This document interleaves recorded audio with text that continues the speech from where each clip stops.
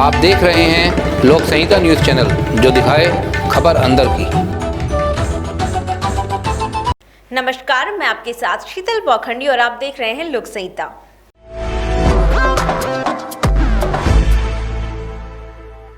कोटद्वार सुखरो नदी में शासन द्वारा आवंटित पट्टों में हो रहे खनन को लेकर रंगदारी वसूलने व कवरेज करने को लेकर दो पक्षों के बीच मारपीट व पिस्टल व राइफल से हमला करने के आरोप प्रत्यारोप में पुलिस ने दोनों पक्षों की तहरीर के आधार पर 5 लोगों सहित 20-25 लोगों के खिलाफ मुकदमे दर्ज कर दिए हैं।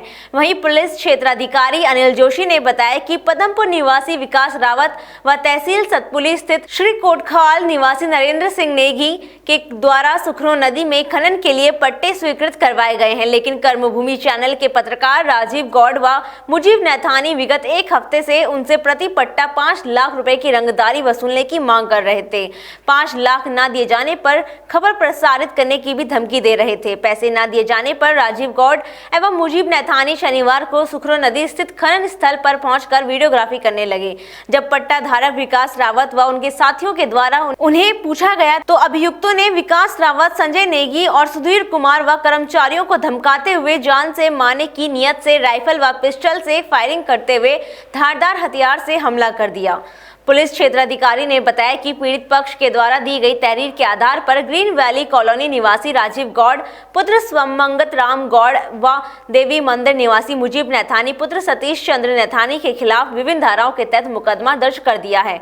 वहीं दूसरी ओर राजीव गौड़ ने मेरठ थाना कोतवाली में दर्ज तहरीर में बताया कि सुखरो नदी में हो रहे नियम विरुद्ध खनन को लेकर जब वह एक जागरूक पत्रकार के नाते कवरेज कर रहे थे और मौके पर खनन कार्य कर रहे कोटद्वार निवासी महेंद्र बिष्ट, हरिद्वार निवासी एडवोकेट अजय नेगी और हरिद्वार निवासी ग्राम प्रधान ने उन पर व उनके साथी मुजीब नैथानी पर धारदार हथियार से हमला कर दिया। पुलिस क्षेत्राधिकारी अनिल जोशी ने बताया कि राजीव गौड़ की तहरीर के आधार पर आरोपी महेंद्र सिंह बिष्ट, एडवोकेट अजय नेगी, ग्राम प्रधान सहित 20-25 अज्ञात लोगों के खिलाफ सुसंगत धाराओं के तहत मुकदमा दर्ज कर दिया है।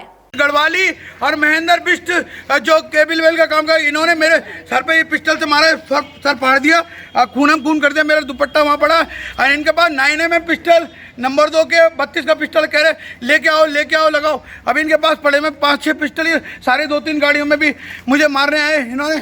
सुखरो नदी में मुजीब नैथानी मेरे साथ थे, भीम थे, और ये बदमाश कह रहा कि तू जानता नहीं हरिद्वार का हूँ मैं। तू कौन है? तू बदमाश, तूने मार दिया,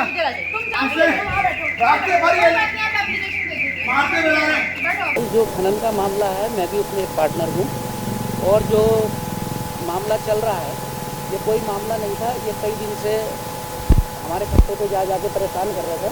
हमें उससे भी दिक्कत नहीं है कि आप खूब फ़ोटो खींचो, हमारी कहीं शिकायत करो, लेकिन जब ये पट्टों में जा के गाड़ी वाले को धमकाना और पट्टों में फीता डाल के नाप रहे थे, तो हमने इनसे कहा भाई तुम फ़ोटो खींच के ले गए तो ले जाओ, ये पट्टों पे फीता मत डालो। तो ये धमकाने लगा, इसने कहा राइफल से गोली मार दूंगा, इसने फायर भी किया शायद। और जब हम इसको पकड़ने लगे, फीता खींचने लगे, तो ये भागा और इसका सिर जो है पत्थर पे लगा, ये पत्थर पे गिरा, इसका पत्थर से चोट लगी है। हमने कोई ना बट मारी। मेरे को ये बदमाश कहता है मेरी भी हिस्ट्री देख ली जाए पिछली, और इसकी भी देख ली जाए, बल्कि ये इस पर तो कई मुकदमे चल रहे हैं। ये तो फ्रॉड है, इसमें ज़मीन का भी मामला, ये विद्यार्थी जी का है, लेडीज हैं उनकी ज़मीन का मामला, उसमें बहुत तगड़ा फ्रॉड किया हुआ है इसमें। ये हमें बदमाश कहता है, अपने को पत्रकार कह रहा है। मैं तो डब्बू को जानता नहीं था, हमारा 107-16 में चालान भी हुआ था, हमने उसके खिलाफ रिपोर्ट लिखाई थी। डब्बू कैसा आदमी है ये आप लोग ज़्यादा जानते होंगे या वो जानता होगा जिसने कहा कि इसने डब्बू को धमकाया। मैं तो कह रहा डब्बू के भी बारे में छानबीन होनी चाहिए जब इसने उसका नाम लिया है। तो प्रशासन ने क्या कुछ कार्रवाई करेंगे अब? हम तो अब आखिरी दम तक लड़ेंगे, क्योंकि हमने पट्टों के सारे पैसे जमा कर दिए जो कि करोड़ों में है। हमारे पट्टों में जो स्थिति है, कोरोना की वजह से भी हमें तो अपने पैसे वसूलने मुश्किल हो रहे हैं, ऊपर से ये रोज़ हमें तंग करने आ जाते हैं। हम क्या करें, हम किसके पास जाएं? सरकार तो अपना पूरा रेवेन्यू ले रही है हमसे। अब ये पत्रकारिता के नाम पे हमें धमकाएं, ये पत्रकार है नहीं है हमें इससे कोई मतलब नहीं। हम कह रहे हैं ये पत्रकार होंगे, छानबीन कर लें, लेकिन आके गाड़ी वाले को ना धमकाएं और हमारे खनन में जाके ये फीता डाल के नाप रहे हैं, तो इनको अधिकार है ये फीता नापने का, फीता डाल के नापने का। जो भी घटनाक्रम सुखरो नदी में हुआ था संध्या के समय को, वो जब थाने में चलकर आया तो उसके गहराई से जांच की गई जांच करने के उपरांत उसमें दोनों ही पक्षों की तरफ से अभियोग दर्ज कर दिया गया है और उन धाराओं में विवेचना की जा रही है। शीघ्र ही उसमें गिरफ्तारी की कार्रवाई भी की जाएगी और इसके साथ साथ जो हवा में गोली चलाने या फायर करने वाली बात है, मौके पर कोई खोखा इस प्रकार की चीज़ नहीं मिली है, तस्दीक नहीं हुआ, परंतु उसमें एक हथियार जरूर गाड़ी के अंदर बरामद हुआ है, उसको सीज कर दिया गया है। उसकी जांच चल रही है कि वो लाइसेंसी है या बिना लाइसेंसी।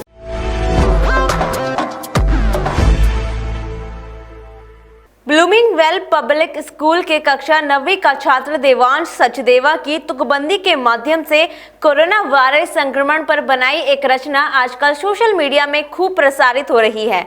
अपनी रचना में देवांश कहते हैं कि इस कोरोना वायरस संक्रमण का अभी तक विश्व स्तर पर कोई भी इलाज नहीं ढूंढ पाया है, जिसके चलते इसके उपचार के लिए कोई ये करो कोई उस दवा का उपयोग करो का उपाय बता रहे हैं।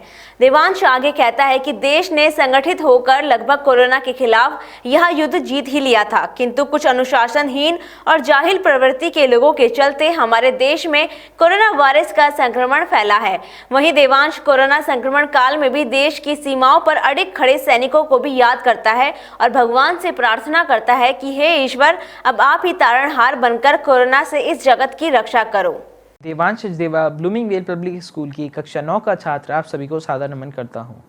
कवि तो नहीं मैं, बस तुकबंदी कर लेता हूँ, कुछ लफ्ज़ों में अपना मत तुमसे कह लेता हूँ।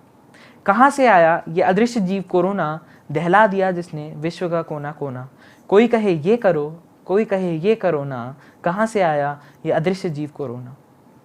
डॉक्टर खतरों से है जूझ रहे, सुरक्षाकर्मी हर जगह मुस्तैद रहे, इन हालातों में इनकी आलोचना करो ना, कहाँ से आया ये अदृश्य जीव कोरोना। जैसा कि हम सब जानते हैं कि हम ये युद्ध जीत रहे थे, परंतु अनुशासनहीनता ने तो नज़ारा ही बदल दिया। कोरोना ने हमें ये भी बताया कि हम कितने अनुशासनहीन हैं। दिखा दिया आईना अनुशासन का, दहला दिया दिलो दिमाग शासन का। अब तो तुम अनुशासित बनो ना, कहाँ से आया ये अदृश्य जीव कोरोना। खबरों का सिलसिला आगे भी जारी रहेगा। देखते रहिए लोक संहिता। नमस्कार।